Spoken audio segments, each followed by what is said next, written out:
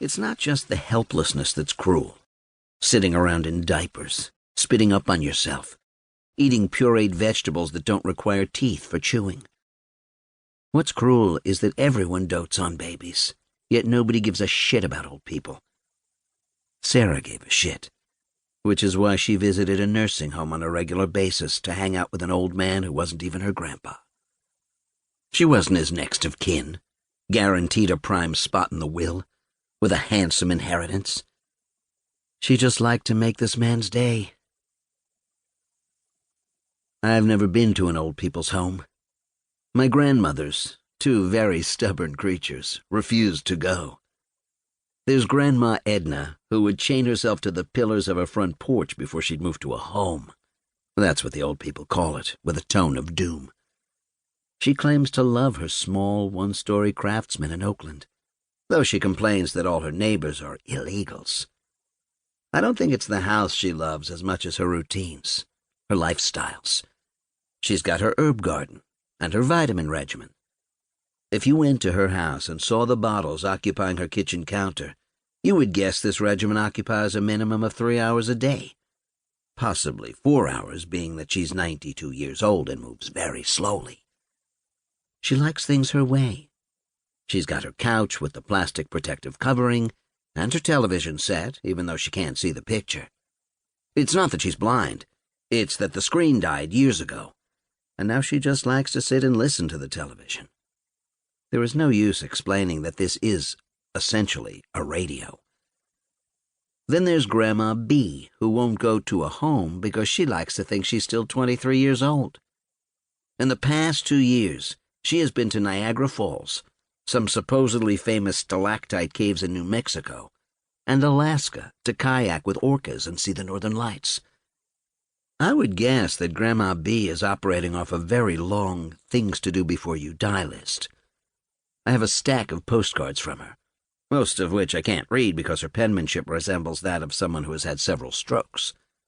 Grandma B has never had a stroke. Grandma B claims to be healthy as a horse. This in spite of the fact that she has a strong affinity for Kentucky Fried Chicken. She has a dog, Sadie. She expresses her love for Sadie with KFC, and Sadie has over 100 pounds on her golden retriever frame to show for it. Grandma B washes her own dishes with Sadie's dishes. It's that kind of love. From the outside, the home looks like a dreary concrete medical facility. I was expecting something more residential, with better landscaping. "So who are we here to see?" Riko asks as we pull into a parking spot. I brought her with me again, feeling like Linus with his tension-easing security blanket. I didn't tell her much about what we would be doing. I just asked if she'd come with me to play a friendly game of chess with a resident in a Pasadena nursing home. She said, "I'm better at checkers, but sure." "His name is Mr. Sacramone," I say. "I've never met him." She doesn't ask the obvious, which is why I like Riko. When we go inside, it smells like peas. I suddenly understand why my mother is trying to delay aging with flax seeds. I approach the nurse at the reception desk, a young woman in magenta scrubs. She looks bored. I assume not much goes on here except for chess and the occasional death. "Hi, I'm here to visit someone," I say. She nods at me impatiently, as if thinking, right, well, why the fuck else would you be here? Truth is, I could come up with many alternative reasons for a human's visit to this facility. I could be delivering a truckload of Depends, or those meal supplement shakes. I could be a dentist on call for an emergency denture repair. I could be a balloon animal artist here for an afternoon entertainment. I could be a lawyer looking to finalize someone's will.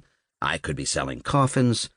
I could be a talent scout wanting to cast the next "I've fallen and I can't get up" commercial. "His name is Mr. Sacramone," I say. She brightens. "You're here for Mr. Sacramone?" "Yes." She slides some visitor information paperwork my way and lets me use her pen, which has a little globe at the end of it, acting as the clicker. "He hasn't had a visitor in quite some time. I'm sure he'll be so happy to see you." She leads us down a hallway, ponytails swinging with each bouncy step. The corridor is lined with abandoned elderly in wheelchairs, seemingly parked there against their will.